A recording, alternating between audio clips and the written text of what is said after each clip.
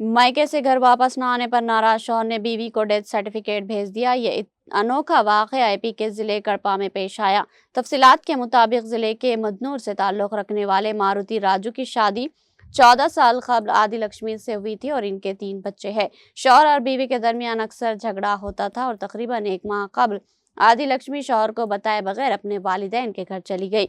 मारुति राजू ने बीवी को डराकर वापस लाने की नीयत से इसके नाम का डेथ सर्टिफिकेट तैयार करवाया और इसे बजरिए डाक भेज दिया। जब जिंदा बीवी को अपनी डेथ सर्टिफिकेट मौसूल हुआ तो इसने फौरन पुलिस स्टेशन में शिकायत दर्ज कराई।